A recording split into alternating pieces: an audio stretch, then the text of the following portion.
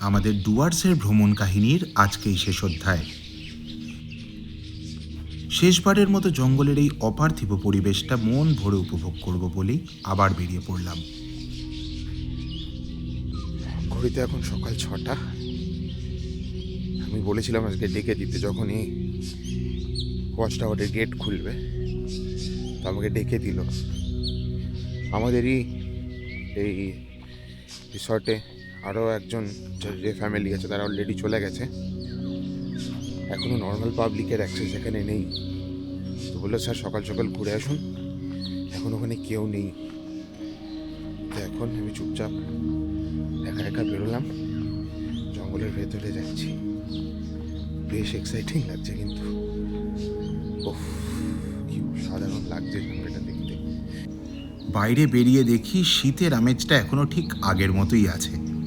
হালকা কুয়াশা, ঠান্ডা হাওয়া আর চারপাশে পাখির ডাক। একা জঙ্গলে পথে হাঁটার অভিজ্ঞতা আমার এই প্রথম। কিছুটা অজানা, কিছুটা উত্তেজনা, কিন্তু ভেতরে ভেতরে এক অন্য রকম শান্তি। সব মিলিয়ে বলা যায় পিওর অ্যাডভেঞ্চার। কিছুদূর এগোতেই সামনে এসে পড়ল মেডলা এলিফ্যান্ট ক্যাম্প। ক্যাম্পটা পেরিয়েই একটা উঁচু রাস্তা। সেই উঁচু রাস্তাটায় পৌঁছেই আমি থমকে দাঁড়ালাম। যেন হঠাৎ করেই প্রবেশ করলাম এক কল্পনার জগতে।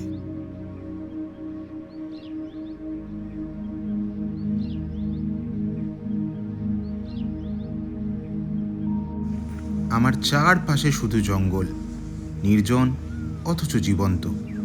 মনে হচ্ছিল এই জঙ্গলটা যেন শুধু আমার জন্যেই সেজে উঠেছে। আর 200-300 মিটার দূরে ওয়াচ টাওয়ার, অলমোস্ট এসেই গেছি। এই জাস্ট এলিফ্যান্ট ক্যাম্পটা ক্রস করলাম, মনে হলো যেন একটা স্বপ্নের দুনিয়ায় ঢুকলাম। পুরো কুয়াশাটা মাঠের ঠিক ওপরে নেমে এসছে, পেছন থেকে সানরাইজ হচ্ছে, জানি না ক্যামেরায় বোঝা যাচ্ছে কিনা।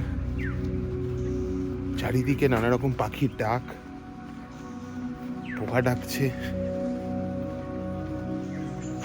এখানে আসা সার্থক। এই একটা দিনের জন্যই এখানে আসাটা আমাদের সার্থক। ফাইনালি পৌঁছলাম ওয়াচ টাওয়ার।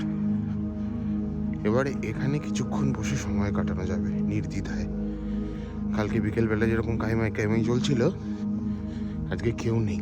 ওই যে পেছনে ওই দিকটায় কতগুলো পার্কিং ডিয়ার দেখা যাচ্ছে সকাল সকাল। প্রার্থনা করছি যেন সামনে আসে, আমার প্রার্থনা কিছুতেই শুনছে না, আবার জঙ্গলেই ঢুকে যাচ্ছে। এই যে আমাদের প্রপার্টি থেকে এই রাস্তাটা দিয়ে আমরা সোজা হেঁটে এলাম, এখন ওয়াচ টাওয়ারে দাঁড়িয়ে। পেছনে আশা করছি বোঝা যাচ্ছে পুরো জঙ্গলটার ভেতরে ঘন কুয়াশা হয়ে আছে। নদীতে সানরাইজের রিফ্লেকশনটা কিরকম সাধারণ লাগছে। সামনে দিয়ে মূর্তি নদী বয়ে গেছে।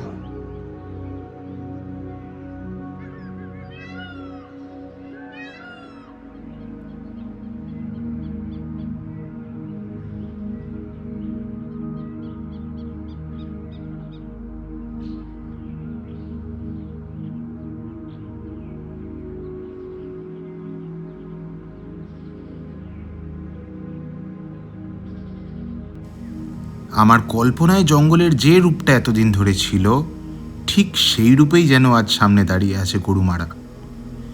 এখন ঠিক কথা বলতে ভালো লাগছে না, এই মুহূর্তগুলো শুধু অনুভব করার।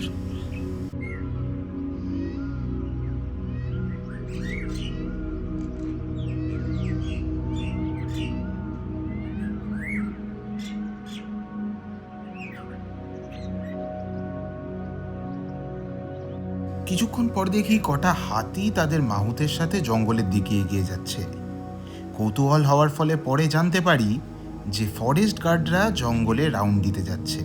কি মজার না ব্যাপারটা।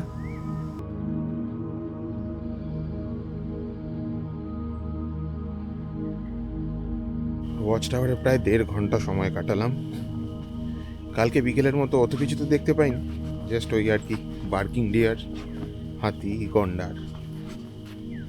কিন্তু সবচেয়ে ভালো যে পাওনাটা হলো আমার, সেটা হচ্ছে এই অ্যাম্বিয়েন্সটা। আস্তে আস্তে সূর্যোদয় হলো, কুয়াশা কাটছে, পেছনে আস্তে আস্তে ওয়াচ টাওয়ারও মিলিয়ে যাচ্ছে। তো আমাদের এইবারের ফরেস্ট ট্রিপ শেষের দিকে, শেষের মুখে। চলো বাকি কথা রাস্তায় বলছি। এই যে আমাদের ডান দিকে মেদলা ক্যাম্প, এখানে এই হাতিগুলো থাকে যারা পেট্রোলিংয়ে বেরোলো। এখনই দেখালাম না 2 হাতি 3টে হাতি, ওরা পেট্রোলিংয়ে বেরোলো। ওদের এটাই বাড়ি। জানি না বাচ্চাটা এখন এখানে আছে কিনা, দেখি। বাচ্চাটা আছে, হ্যাঁ ওই যে মা আর বাচ্চা।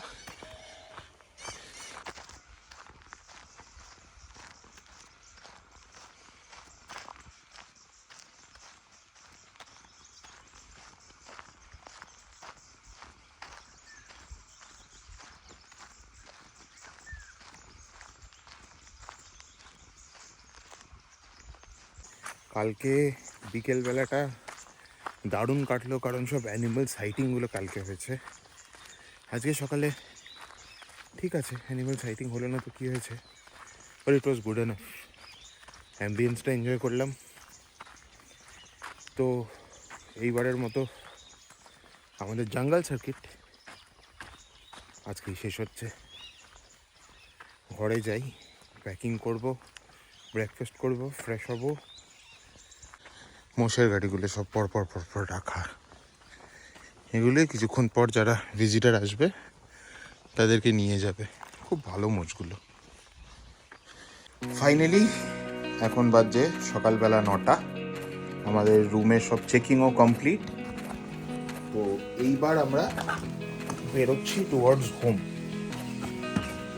কলকাতা যাব, কলকাতা। চলো রে ভাই, বাড়ি যাওয়া যাক।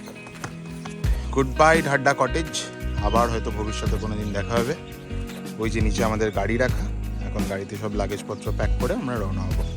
ঘড়িতে 9:48, আমরা পুরোপুরি রেডি, গাড়িতে সব প্যাকিং হয়ে গেছে। এবার আমরা স্টার্ট করছি বাড়ির দিকে। গুগল ম্যাপস বলছে 13 ঘন্টা 57 মিনিট নাকি 14 ঘন্টা লাগবে এখান থেকে বাড়ি যেতে। রাত 11:45 বাড়ি পৌঁছবো, অত লেট তো করা যাবে না। ফলে দেখা যাক কতটা তাড়াতাড়ি বাড়ি পৌঁছানো যায়। আসি দাদা। ভালো থাকবেন।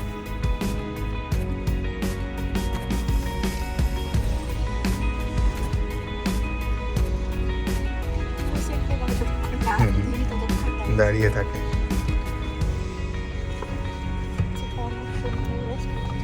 কোর্স এই জায়গাগুলোয় দেখেছি কেউ আসেই না, কোনো বুকিংই নেই।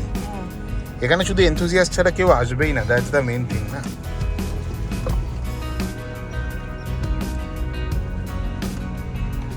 আবার ডান দিকে সেই কঠিন অফরোডটা দিয়ে যেতে হবে। এই বাঁ দিকে হচ্ছে মেদলা ওয়াচ টাওয়ারের রাস্তা, কিন্তু আমরা যাব ডান দিকে। চলো, সেটা হচ্ছে এই চা বাগানের। আজ প্রায় 650 কিলোমিটার গাড়ি চালিয়ে বাড়ি ফিরতে হবে। এই কয়েকটা দিন নিস্তব্ধতাকে এতটাই উপভোগ করেছি যে নিজের একটা হারানো দিক যেন আবার নতুন করে খুঁজে পেয়েছি।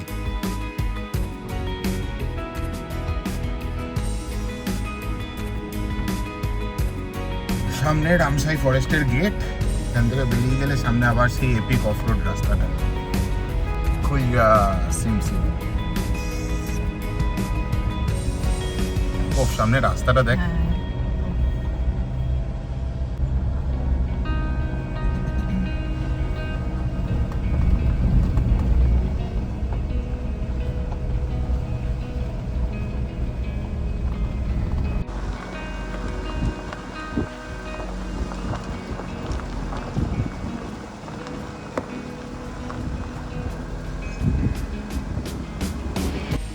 কাঁচা রাস্তা ছেড়ে এবার পাকা রাস্তা ধরে আমরা বেরিয়ে পড়বো হাইওয়ের খোঁজে। আজব ব্যাপার জানো, মনটা কিন্তু এখনো খারাপ লাগছে না, অন্তত এখনো পর্যন্ত না। হয়তো তার কারণ এই ট্রিপে আমি যা চেয়েছিলাম তার থেকে অনেক বেশি পেয়ে গেছি। প্রকৃতি তার সবটুকু দিয়েছে, অভিজ্ঞতা, শান্তি এবং অমূল্য কিছু মুহূর্ত। গাজলডোবা পেরিয়ে তিস্তা ব্যারেজ ক্রস করছে, বিশাল বড় ব্যারেজ। জল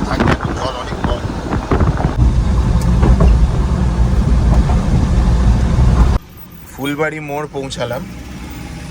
এখান থেকে ডান দিক যাব। এখনও নাকি দেখাচ্ছে 12 ঘন্টা 14 মিনিট লাগবে। লাগতে পারে, বলা যায় না, রাস্তায় কোথাও হয়তো সাংঘাতিক জ্যাম ফ্যাম আছে।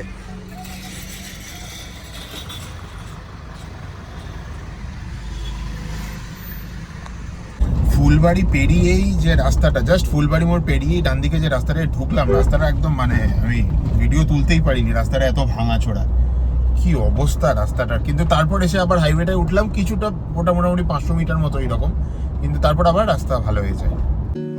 গাড়ির গতিবেগ এখন অনেকটাই বেড়েছে এবং জঙ্গলের সবুজ অনেকক্ষণ আগে মিলিয়ে গেছে পেছনে। সামনে এখন লম্বা হাইওয়ে খুলেছে। একটা অধ্যায় শেষ হলো ঠিকই, কিন্তু গল্পটা কিন্তু এখানেই থামেনি। কারণ আমার মতো মানুষের জন্য ফেরা মানেই আবার নতুন করে শুরুর প্রতিশ্রুতি।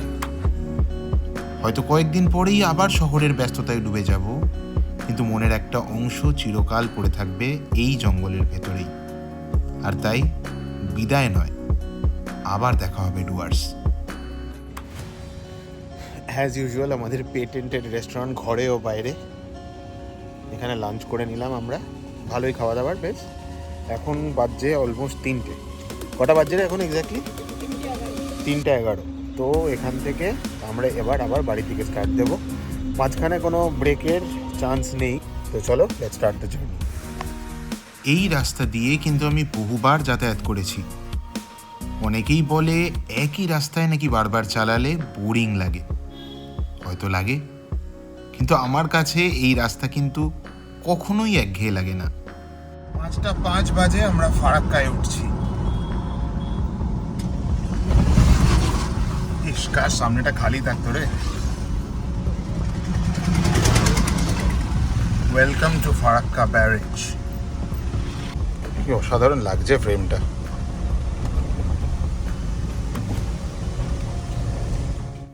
কাল আবার আসার কথা দিয়ে সূর্যদেব আজকের মতো বিদায় জানিয়েছে। কি অপূর্ব রঙের খেলা, তাই না? যাকগে, অন্ধকার রাস্তার বিশেষ কিছু দেখানোর নেই, তাই একটু ফাস্ট ফরওয়ার্ড করে এগিয়ে যাচ্ছি। রাস্তা ফাঁকা পেয়ে গাড়ির গতিবেগ একটু বেশি থাকায় আমরা কলকাতাতেও অ্যান্টিসিপেটেড টাইমের আগেই পৌঁছে গেছিলাম। তাহলে এবারের মতো এখানেই ইতি। দেখা হবে আরও এক নতুন পথে, নতুন অ্যাডভেঞ্চারে। তোমরা সুস্থ থেকো, ভালো থেকো। ঠিক রাত 11:15 কলকাতায় ঢুকলাম আমরা।